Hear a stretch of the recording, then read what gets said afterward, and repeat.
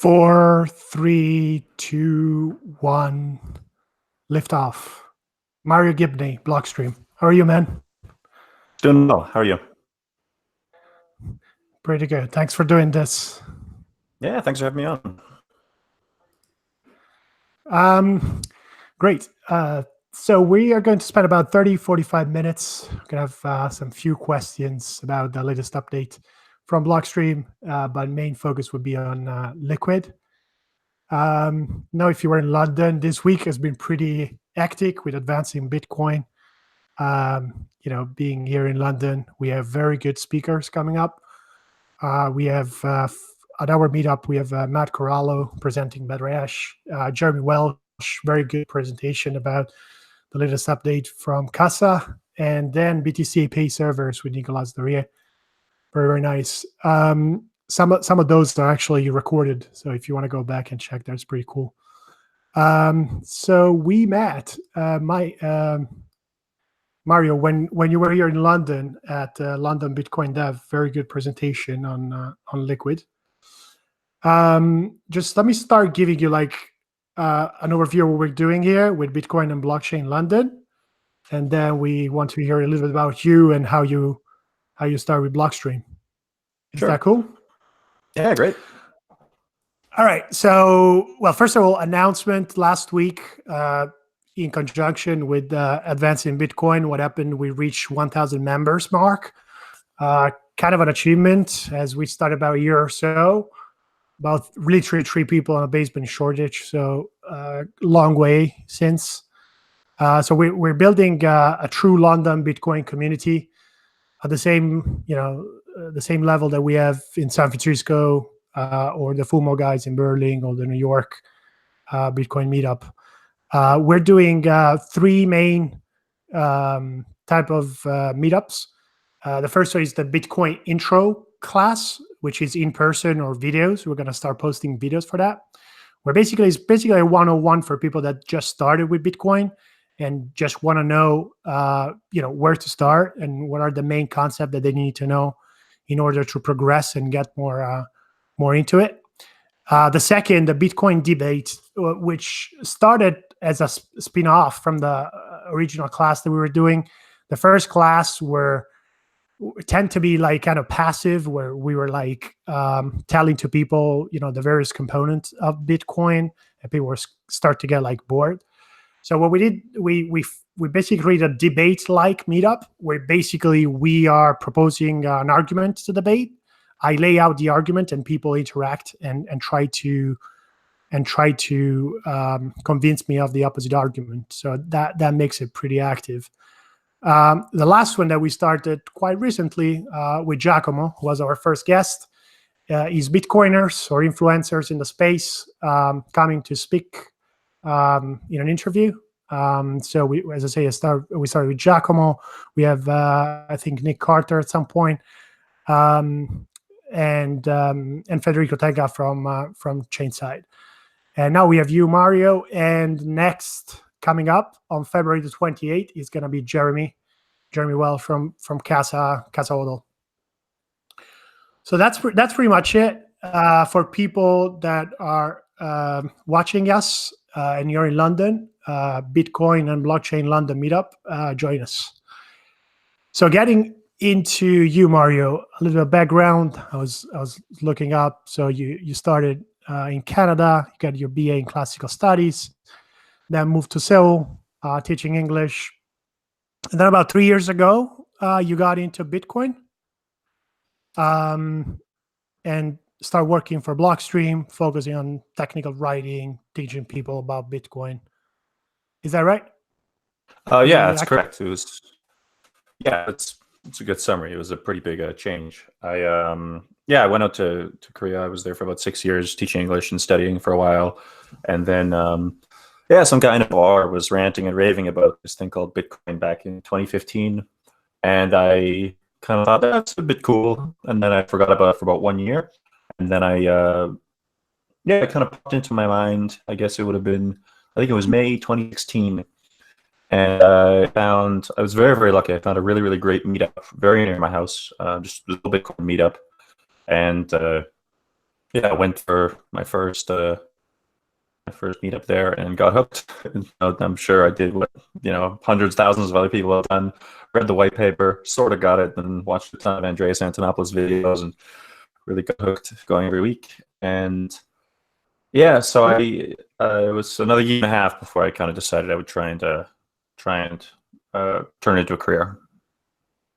It's interesting because a lot of people started from meetups. Pretty much, I think everyone I know at some point went to a meetup or start running a meetup after reading the white paper and wanted to connect with other people that were obsessed with Bitcoin. And then even Andreas, I think originally was doing meetups with some people and then grow from there. So it's kind of interesting that. Um, So yeah, give us a quick intro on how you get to know Samson, and the Blockstream team. What made you decide to exclusively focus on Bitcoin? How did you transition to work exclusively on Bitcoin? And how did it start? Right. So I joined in 2016 when things were still relatively quiet, and it was interesting enough that I picked up coding, started trying to teach myself how to program. I'd never really done it before, and started taking like kind of math and cryptography courses just so I could understand the stuff better. And in 2017, the big bull run started happening, and it hit Korea particularly hard. So our meetup group, which before that had generally been half a dozen, maybe 10 people meeting up in a cafe, turned into 40, 50, 60 people RSVPing. So we kind of had to get our act together, and at that point, I'd been going regularly enough that I was one of the guys doing presentations, and so that really forced me to learn my stuff really well. If we were going to say, "All right, Mario's going to teach you guys about Lightning Network next month," I knew I had to know my stuff if I was going to be teaching it to people. And then, yeah, during 2017, you had the whole block size civil war going on. Bitcoin Cash split off, and then at the end of the year, we decided to be a bit more vocal about the Sego 2x fork. We ended up publishing a statement online, kind of speaking out against Sego 2x, and got a bit of attention. And at that time, Warren Togami, who's a VP of Solutions at Blockstream, he happened to be going through Seoul at the time, so he came by to check us out. And so it was through him that I actually was introduced to Samson, and when a position opened up, I'm very lucky. The timing worked really well. I just finished my last job in Korea, and they wanted someone who could work in Canada, and I was heading home anyways. So yeah, and that would have been January last year. So I just passed my 1 year mark. Great. Yeah, I guess you also asked why I focused on Bitcoin exclusively. Um, that I was pretty much like that from the get-go. The meetup group is all rather heavily focused only on BTC, and also about 2 weeks after I arrived and following the news and stuff, the first DAO exploded in Ethereum, and I was sort of thinking that the smart contract things were very complete. VM blockchain type of things interesting, but the other guys are telling me, they were kind of warning me that they weren't optimistic about it, and so I think that happened just after I got interested. Sort of solidified my interest just in Bitcoin. So I never really paid much attention to the altcoin scene. Yeah, same here actually. You don't have enough time to cover everything. You have to distribute your there's time, not even. and Bitcoin is enough time to to fill you up. Yeah, right? yeah. Could barely keep up Um, with what's going on in Bitcoin. you guys, you guys have the team in Canada, and then you have other teams in other regions, right? Or the main team is That's there. right. The largest team is in Mountain View in California, and then we have an office here in Victoria, and then our newest office is in Milan. So a lot of green address team is based out of there. Yeah, I was asking because I'm sure lots of people might be interested to work at Blockstream. So, might Well, be interested to know how things works. probably half the company works remote, I would say. A lot of we kind of have people all over the globe. Those are just our three main offices, but that maybe it's probably only half of the employees are actually in clusters. Cool. I'm always be interested in Blockstream. Obviously, there is Adam working there, which obviously carries all the weight.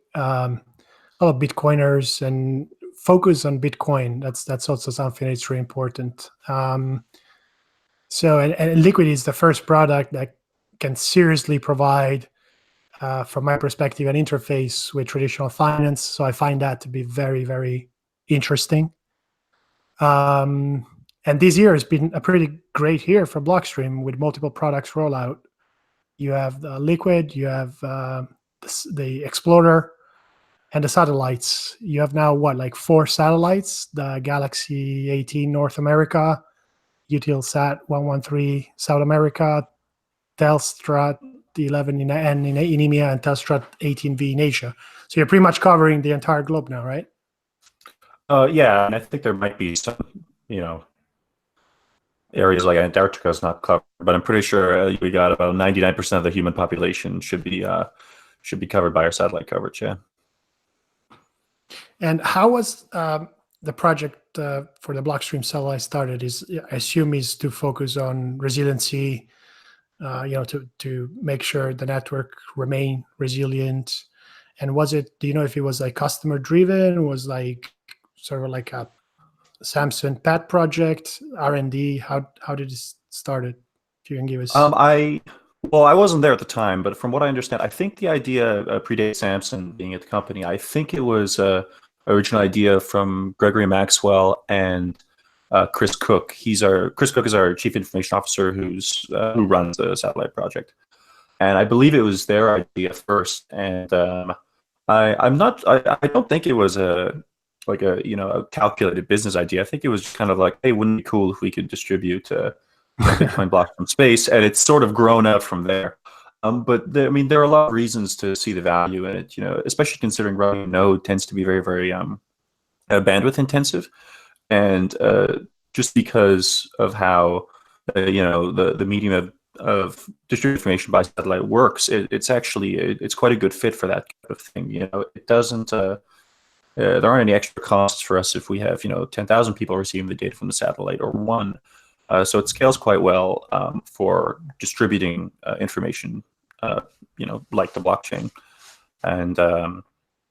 there's a lot of there are several different directions we're able to go with it. As people might have seen, I guess it was 1 or 2 months ago, we released the ability to actually distribute your own messages over the satellite network, and there's a lot more coming. I kind of lost you in the last part, but what was the last thing you heard me say? Yeah, you were saying that I kind of lost the whole part, but basically you said that now that it was sort of like an initial project, like cool to have it, and then at some point became something like more concrete, and then kind of lost you from there. Oh, okay. Yeah, I think just I think it was apparent to them early on that considering one of the big constraints of Bitcoin is this, heavy dependence on downloading the blockchain and how much bandwidth that takes, and that something like distributing information by satellite complements that quite well, because once you have it up and running, whether or not one person is receiving the data you're sending from space, or 1 million people are, you don't need to add any more infrastructure for that in terms of the satellite actually distributing data. So I think it was seen early on that there's value to be gained there just due to those fundamentals. Cool, and it seems also a very cool project for people that want to connect to it. I've seen on Twitter and online, like people sharing their experience of buying the different parts and connect to the satellite. At some point, myself want to try when I have some time. You guys don't sell the parts. I was looking for it, but I didn't find anything. If you not at the moment. Yeah. We will provide like a list on Amazon for all the parts you need. If you look up, Grubels has been writing articles, and we'll help you out with that. Yeah. Yeah, I saw the article actually. It's pretty detailed. It kind of goes through the whole process, what you need to buy, and it doesn't seem too expensive, which was surprising. So No, yeah. Interesting project to go on with. All right, let's get into Liquid. If you don't mind, I want to quickly start with my understanding. I want to start with like pegged sidechain, getting into federated peg and Liquid. So why we don't start with peg sidechain? A little bit of historical background. I think a paper from 2014 by Adam and bunch of like mainly all the development team, Matt Corallo, Luke Dash Jr., Mark Friedenbach, Gregory Maxwell, Andrew Miller, Palestra, and Timon and Will. And basically, I understand the project to basically try to enable Bitcoin and other ledger assets, but mainly Bitcoin, to be transferable between multiple blockchains. Basically, try to create an interconnected blockchains, mainly so that user could try new and innovative cryptocurrency system using their current assets instead of having to basically bootstrap a new currency from scratch. And a cool things as I went through the paper is that this sidechain implementation, even if you give the ability to transfer funds between Bitcoin and PEG sidechain, the two chain remain isolated. So in case there is like a cryptographic break in the sidechain, the damage as I understand, remain contained and confined within the sidechain itself, which is actually good because you give the opportunity to experiment new things, new cryptographic systems, new improvements that maybe can benefit Bitcoin without impacting Bitcoin and without having to bootstrap a new currency from scratch. And understand the key feature requires to have a two-way peg, which allows movement of coins from the base chain to the side chain by basically enforcing an one-to-one peg. That's my understanding of peg sidechain. How did I do? Oh, you did great. Yeah, you nailed it. No corrections. Yeah, I guess like if I want to really get, I would say that we probably weren't too interested in connecting altcoins to Bitcoin early on, but that's just something that's one of the benefits you get as well. But yeah, no, good summary. Yeah, maybe you can define. Well, I wouldn't define altcoin with Bitcoin experiments, whatever. But you can define anything that is not Bitcoin, something that can be experimented on sidechain. So that's my understanding. Now the challenge that they face as they deploy this sidechain, as they looked into the sidechain, is to deploy that in Bitcoin was kind of challenging because Bitcoin script is limited and not expressive enough. So and obviously it could have been implemented in Bitcoin, but building the consensus and everything else would have been like a nightmare. So out of that, the concept of federated sidechain developed.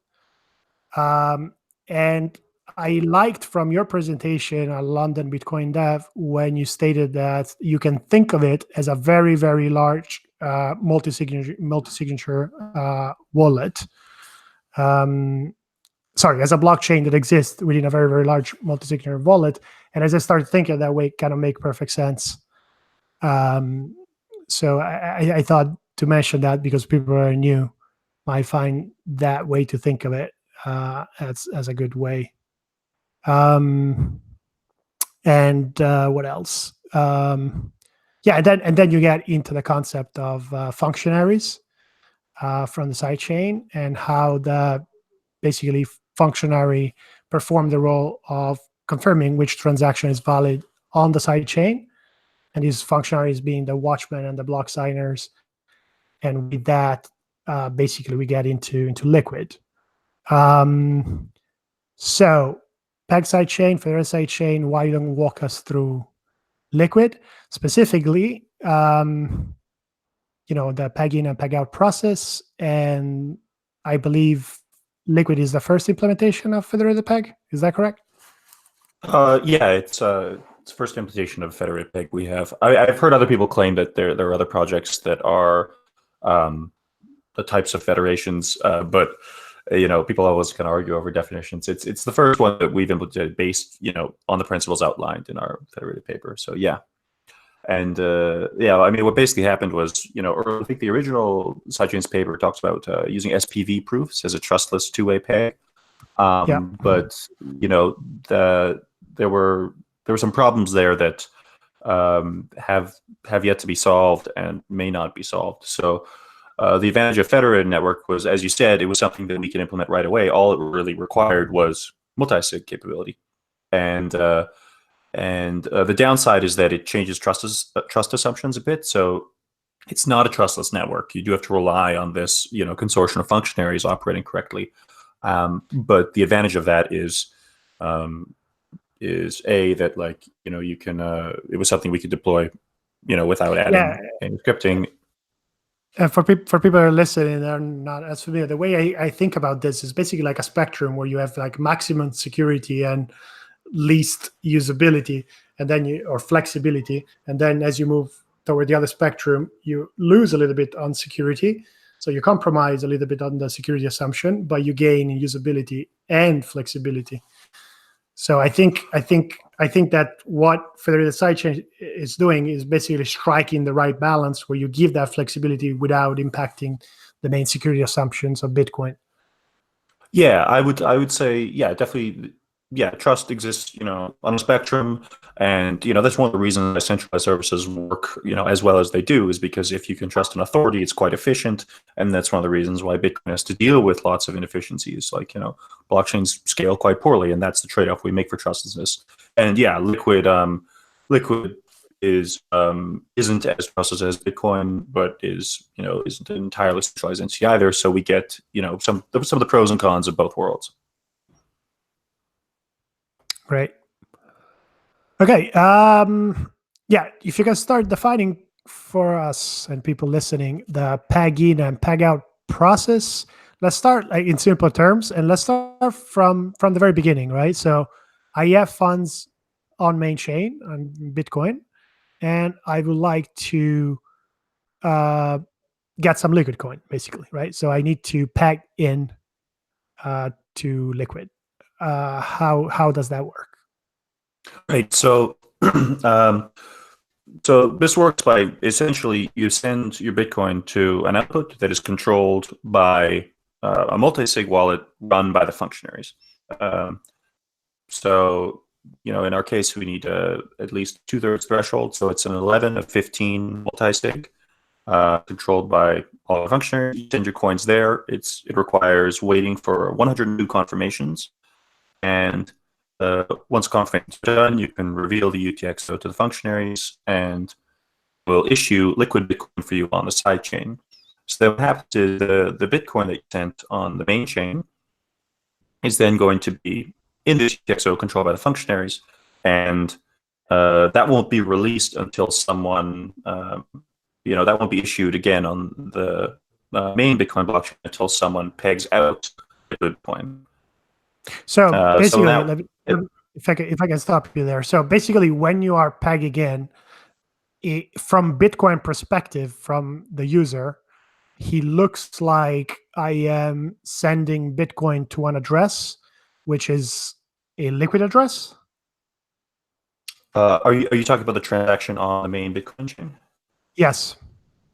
Yeah. So, well, when the coins are initially sent, actually, the rest of the network won't see it because it's in a pay to contract output, so it doesn't get revealed until it's spent. But what that will be seen later on in Bitcoin is it was just sent to a multi-sig of 11 of 15, and then like that's all Okay. on the Bitcoin, right? Because people running a node on people running a Bitcoin.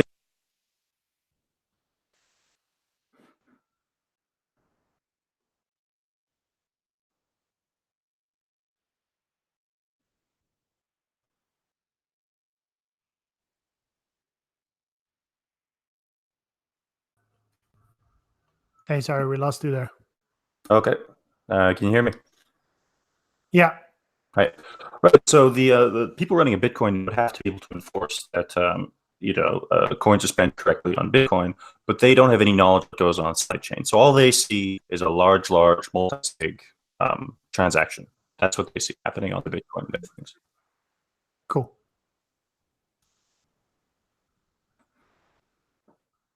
Okay. Yeah. Sorry. Okay. So once the transaction has been, what is 102 confirmations? The confirmation That's correct. period. Yeah. So once you receive the 102 confirmations, then the functionaries will allow the user to start spending liquid coins. Yeah. What happens is when you send this transaction you'll also include a receiving address, a liquid receiving address, and then after the functionaries validate this, you can see, okay, yep, someone's pegged in coins. There's 102 confirmations. They will then issue a peg-in transaction on the Liquid network. So this is a transaction that pops into being on the Liquid blockchain, doesn't have an input, but just sends the pegged-in coins to the address you specified, and then now you've received that to a normal address on Liquid, and then you start spending it on the Liquid chain. And sorry, where is the Liquid address being specified on the Bitcoin transaction? Yeah, I believe so. I'm not 100% sure about that, but I believe that's how it would work. Okay, and then once the Liquid coin are available, how does the confirmation works again? So the functionaries will receive a confirmation. I guess they will monitor for 102 confirmations. One that is complete, they're going to receive a signal that Liquid coins are now available for spend. Yeah, the functionaries essentially create a transaction then that gets included in the next block, or assuming there's space, and then just needs two confirmations in Liquid, and the user can spend their coins. It will have been received into their Liquid wallet. Okay, that makes sense. And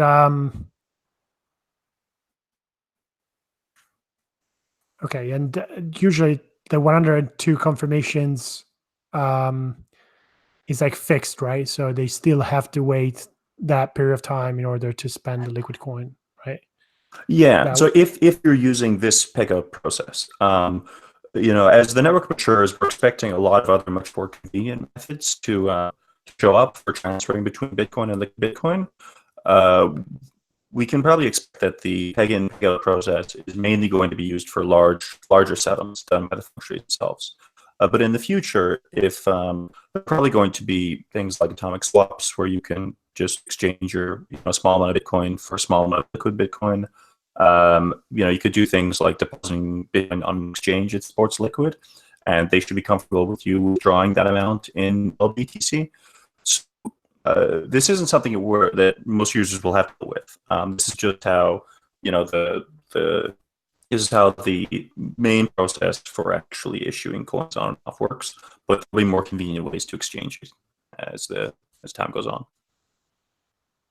Understood. And how do we prevent double spend on sidechain? Is the protocol enforcing it? The functionaries?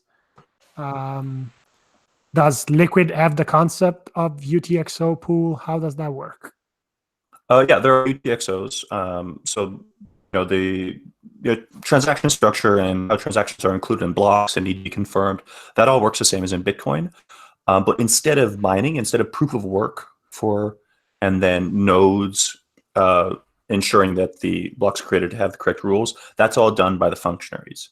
So in Bitcoin, if you want to, what happens is a miner wants to earn a block reward. So they expend all this mining power, they find a new block, and then it's their responsibility to make sure that all the transactions and activity in that follow Bitcoin rules, because if they create a block that doesn't follow the rules, the rest of the network will reject it. So that's a brief overview of how mining and validation works in Bitcoin. In Liquid, yeah, they will lose, and they will lose the fees plus the Coinbase, because people will not accept the block as valid. Yeah, right. So in Liquid, that entire process is taken over by the functionaries, instead of mining, the functionaries just sign blocks, and it requires a supermajority of the functionaries to sign a block.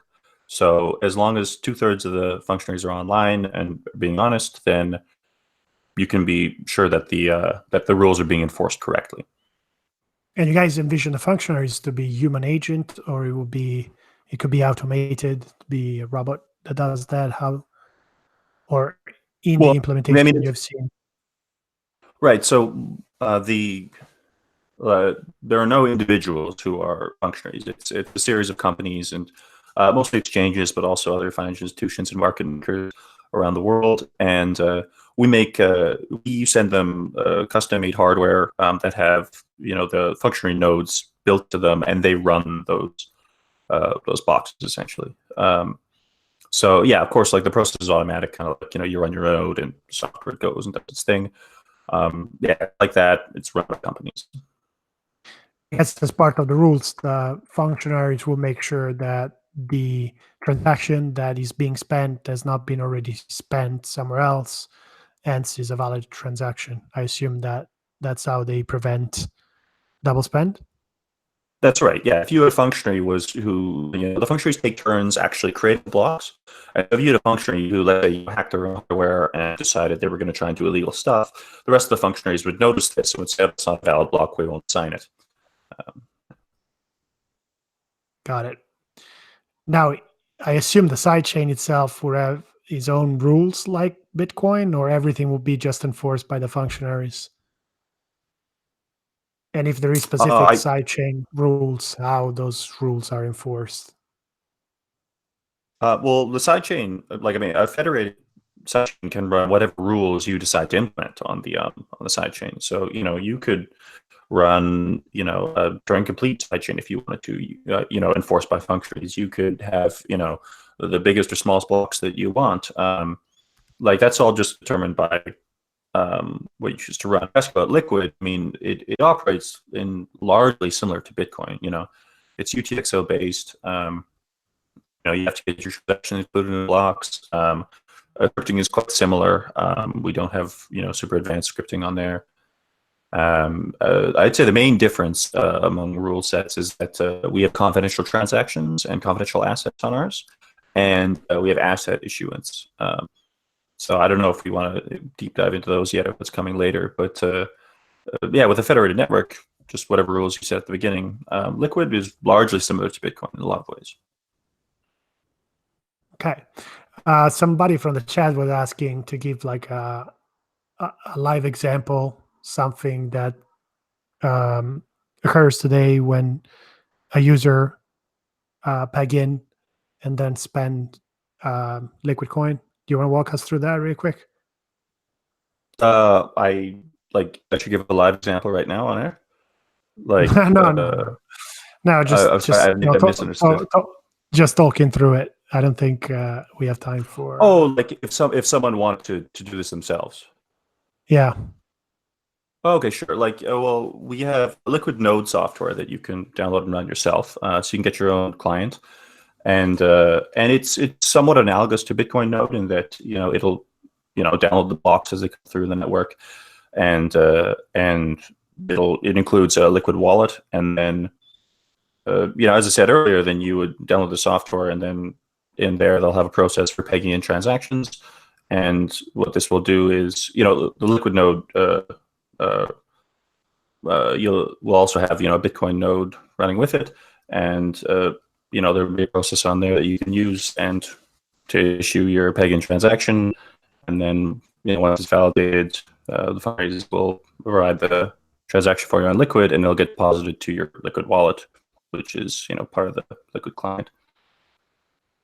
I hope that answers the question. Yeah, no, it does. Actually, it does. Thank you. And just I think one thing that got kind of missed is the difference between the Watchman and the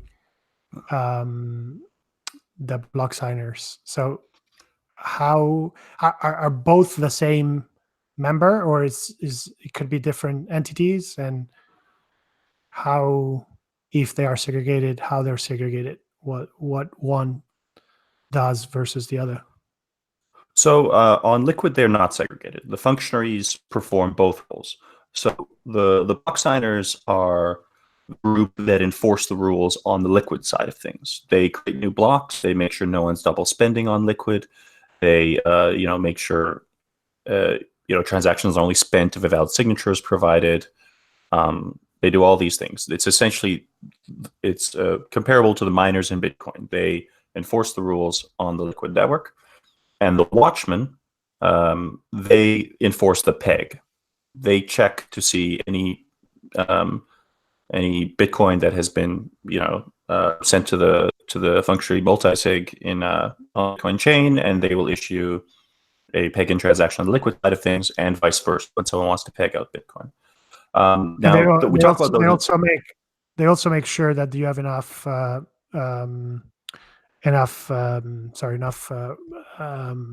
functionaries, block signers that actually sign on those transactions in order to peg out. Is that correct? Well, the block signers can't actually force the watchmen to do anything if they're different, or vice versa. Like in Liquid, this is not because they're all the same people. Like when we say a Liquid functionary, that's someone who's acting as both block signer and watchman. It's theoretically possible if someone else launched their own federation where there were two different groups, and it's possible that maybe the something went wrong and the block signers became corrupted and started breaking the rules. The watchmen would be able to observe this, and as long as they're honest, they could make sure that the funds are still being pegged out correctly. But that's exactly the use case that I was looking for. Like when one of the two is acting dishonest, the other one can ensure that there is some supervision. And I think I have a questions after that on this one. Well, I should clarify, if the watchman to steal funds, there's nothing the block signers do about it. So watchmen are the two-way peg is the essential part. Yeah. That makes sense. Yeah. If the watchman is compromised, there's nothing the block signers can do. That makes perfect sense. Yeah. And just to clarify, we're talking about some theoretical alternative version of federations here. This doesn't apply to Liquid, the same parties. So they are the same parties. Okay, makes sense. Yeah. And what are those functionaries generally? Exchanges, or what type of entity today represent the functionaries? Right now, mostly exchanges. Most exchanges. There's, I think there are a couple of OTC desks and another. I believe there might be one or two just mainstream financial institution like SIX in Switzerland. So I believe that covers all the groups, but it's mostly exchanges. It's basically, the functionaries for Liquid they're going to be entities that plan on moving significant amounts of Bitcoin and transferring between other parties. Understood. And there's no fee paid to the functionaries to perform their duties, right, at the moment, because it's assumed that they're doing for their own benefit, so they're going to behave appropriately because of that. Correct? That's correct. Yeah. Okay. Okay, and the Liquid fee structure, you were mentioned in the London Bitcoin Dev that the fees that you pay, they're used to pay for the Bitcoin fees that you will need when you peg out. And I assume all the fees that gets collected are used on main chain to pay for the Bitcoin fees. Is that correct? At the moment, yeah. Yeah, there's minimal fees on Liquid right now, and we've got to be pretty conservative about this because we have seen fee spikes in Bitcoin before. So there's no residual. All the fees that you pay will go into the Bitcoin fees on main chain. Yeah, I mean, it's theoretically possible in the future. You might see a scenario where fees on Bitcoin are really cheap and they were expensive in Liquid, in which case you would end up accumulating fees. That would be a nice problem to have, but that's nowhere on the horizon at the moment. Understood. And then you mentioned about the one-to-one pegs. So we spoke during your presentation. I was asking the question whether the price can be different at any given point. And I remember you saying that no, it should be one-to-one. So when you're pegging in, one in Bitcoin should translate into one liquid coin. And then follow up to that point, could eventually or potentially a market develop for liquid coin at any point, the price being slightly different from Bitcoin? And obviously this point is in terms of, can arbitrage opportunity open up and people start to play with that? No, that was my question.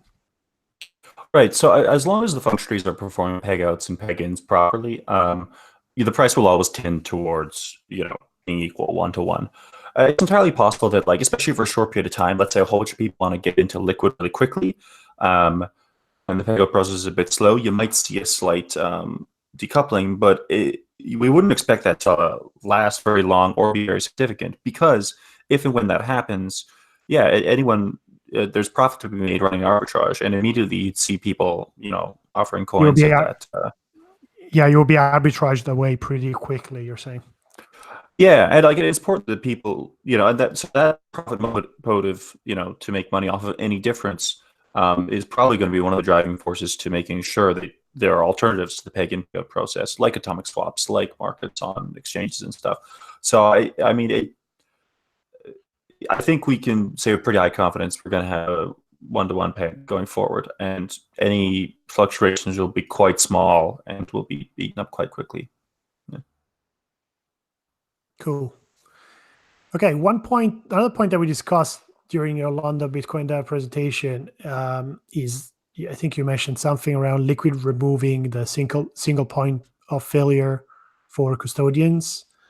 If you could explain that a little bit further, and the issue I have with that is, would a Liquid chain be vulnerable and be the single point of failure? We spoke about functionaries eventually at some point being compromised or acting against the rules of the sidechain. How would you prevent that? Is that something that has been thought? And what's your take on that? Yeah, I mean, I guess it depends on what scale you're. Yeah. Okay, I'll start with answering the question about what I meant by removing a single point of failure. One of the issues that traders have at the moment is that if you store your money on an exchange, you're not really holding your Bitcoin, and as we see, there's always another exchange that's gotten hacked or something's gone wrong. Most recently, Quadriga CX in Canada. Everyone's heard of that, and in Bitcoin space, and people are out on their funds, right? But if you're a trader, that presents a problem, because if you do store your own coins and you don't want to leave them on exchange, and suddenly a trading opportunity comes up, you want to deposit your Bitcoin to exchange as fast as possible to trade on it, and you don't know how long it's going to take. Generally, it's 6 confirmations, and sometimes that can take hours. Sometimes it could be faster. So what Liquid offers is a way for you to remove your funds from a single exchange and store them on a Liquid wallet. And this would allow you to deposit an exchange within less than 2 minutes, and then you can start trading right away, which is a huge improvement over making a deposit with Bitcoin. Now, so what there's, you're no longer trusting your Bitcoin to a single exchange. You are, however, trusting the Liquid network, which now some people have argued that, like, oh, well, Liquid is just like another trusted custodian, but I don't think it makes sense to think of Liquid functionaries as a single entity. It's a large group. In order for your trust assumptions are much smaller if you're holding it on Liquid.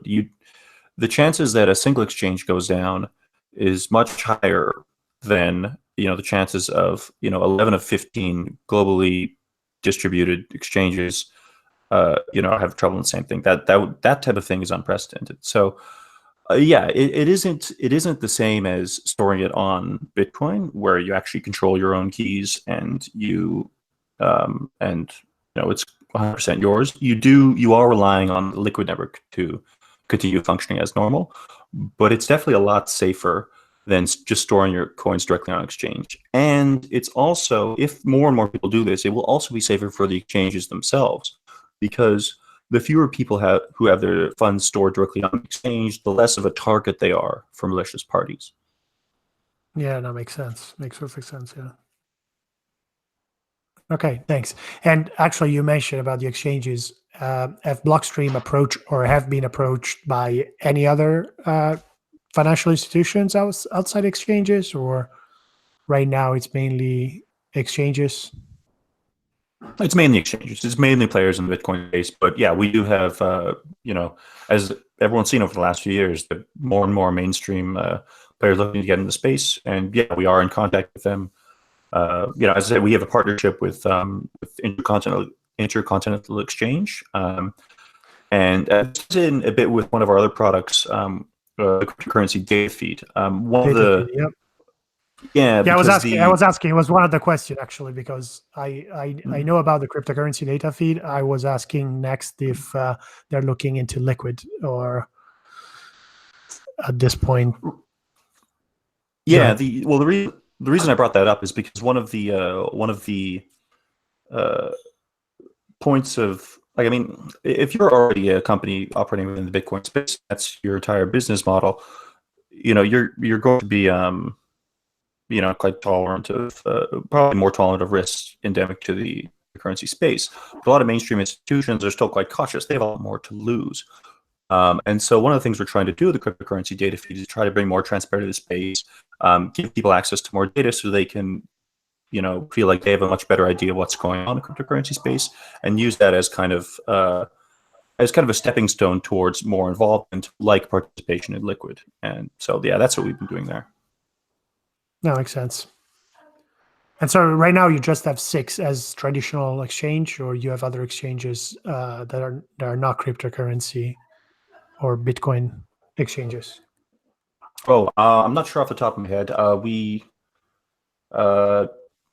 Yeah, I think 6 is probably the only one who's functionary, but we're definitely talking to other institutions as well.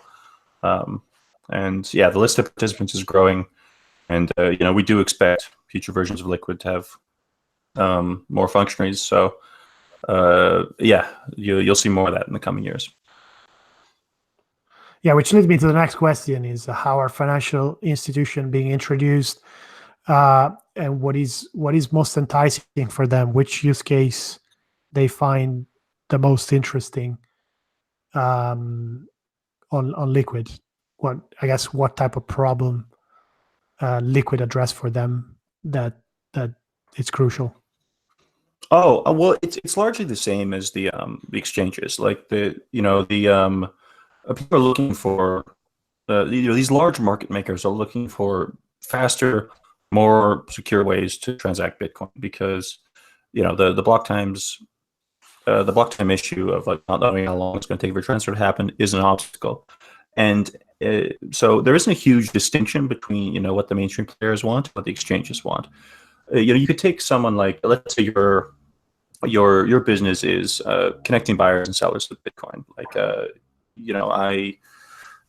you accept human payment or national currency payments in exchange for Bitcoin, but you're not really in the game of investing in Bitcoin. So what you want to do is be able to source that, be able to purchase Bitcoin from someone else and hold it for the smallest amount of time as possible in order to sell to someone else, so that you're exposed to the least amount of volatility. And that's the type of problem that Liquid is really, really great at solving. And it applies to exchanges, it applies to mainstream institutions looking to get involved, just the same. Cool. And you were mentioning during the presentation that Liquid can be implemented with current with other type of assets. You can create your own form of assets. So the question there is, like, you can potentially create current tradable financial assets as well, right? In Liquid. When I say current, I mean any other tradable product, equity, bond, whatever. Yeah, absolutely. You can create whatever type of asset you want.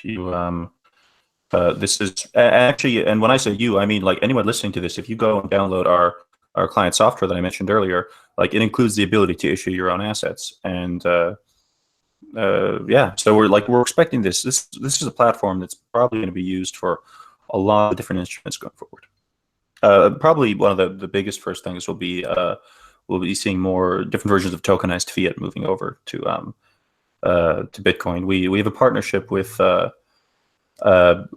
Digital Garage and Tokyo Tanshi in Japan, moving forward about getting regulatory approved Japanese yen on Liquid, which yeah, I read about that actually. Yeah, that's actually very interesting. And yeah, I was about to ask you if anyone working on similar projects. So you just answer, which reminds me that I actually did read the article about that. And if someone is interested to develop something like that, who should contact a Blockstream? Will be yourself, or do you have like a dedicated team? How does that work? well, I think you just reach out to inquiries at blockstream.com. You know, anything sent to inquiries, we'll redirect that to the right people. You know, we've covered a lot of ground here today, especially, you know, if you're interested in the data feed, that'll go to one team. If you're interested in, you know, financial products, I mean, or, you know, asset issuance. Yeah, I mean, we do monitor those and we'll get you the right people. Great. I think we are like 53 minutes in. Last few questions is about future development of Blockstream, and that will wrap up. So obviously there is a lot of development going on, from Lightning Lab with Lightning Network and Blockstream with Sea Lightning. Are you guys collaborating on you know the Lightning development, or you guys will continue to be a separate team? And also, like, is there any difference in the two implementations at the moment? Are you looking for partnership at some point? Oh, well, I mean, actually, I would, to the best of my knowledge, most of the work is collaborative, right? The main work is being done on the Lightning protocol, and the protocol has to be done collaboratively. You know, if the implementations diverge on that, you know, you have two different Lightning networks. So most of the work is actually done on you know, developing the protocol there, and you know, a lot of the papers we release are joint efforts. You know, for example, there was you know, L2 you know, as a proposed update for improving commitment transactions in Lightning. You know, and that was you know, it was an effort between Lightning Labs and Blockstream and I believe the cryptography guys at Stanford. Might have been MIT. Sorry if I got that wrong. So a lot of the work's collaborative. I believe, you know, every 2 weeks they, you know, they have a call to catch up on things, and it's not just Lightning Labs. There's also a team based out of I believe I think they're based out of Paris, called Async, the May Declare wallet. They're also quite involved in Lightning development. So yeah, it's a highly collaborative project. Now the implementations are separate projects, right? So we do see Lightning, and they've got LND, and yeah, those are done independently. So so I guess the main difference is, I mean, LND is written in Go, ours is in C, as you can guess from the name. And you know, Sea Lightning, I guess if you want to know differences, we've got more of a modular architecture and like a lower resource footprint, whereas LND is more of a jack of all trades, and it's a bit more heavyweight. So you know, we're aiming to give users the tools to integrate into their own workflow and use modular daemons and user plugins, whereas you know, LND is more handy for desktop and end users. You know, Sea Lightning is trying to be more of a powerhouse that'll run through, like, you know, high throughput routing node or back end to a large shop. But yeah, but you know, still, I think as far as I can tell, we're more friends than enemies with the Lightning Labs guys. I think we see them more as collaborators than competitors. So. Great. And lastly, is there any interesting new development in the pipeline for this year that you can share with us at Blockstream? There's tons. Just keep your eyes peeled. Check out our blog. Yeah, I mean, we've like, I don't know where to start, man. There's we've got a whole lot of new Liquid projects coming out. I can't say too much. I mean, there's going to be more satellite stuff coming out. I think actually Green Address, our wallet, is going to have a lot of interesting stuff coming out for the next year. We're going to have more user-friendly wallets for Liquid. Our Green Edgers team has been working on that, and what else do you have? Crypto feed will continue with its improvements. But yeah, I mean, like honestly, I really strongly suggest you guys to peruse our blog. We've actually been really updating it a lot for the last few months and trying to be better at communicating all the exciting work that's going on. And yeah, you'll find regular interesting stuff coming out there. Cool. And if you want to add the link to the blog to the video or to the chat, that would be great. So people can use absolutely. that.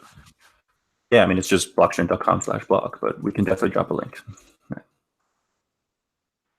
And to that, is there any other questions from the chat?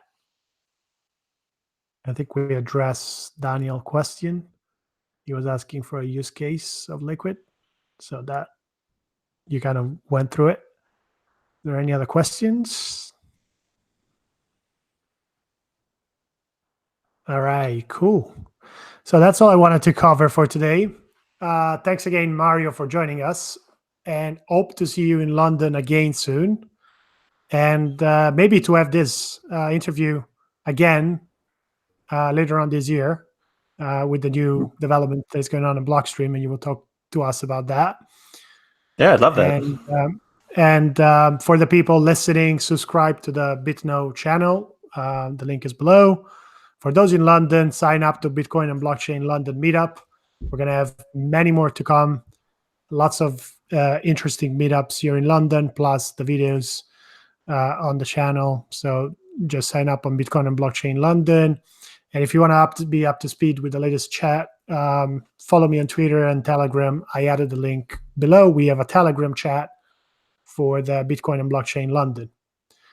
And that's all I have for today. Good afternoon, Mario, to you, and good night, everyone. Thanks for having me. Thank you. Bye-bye.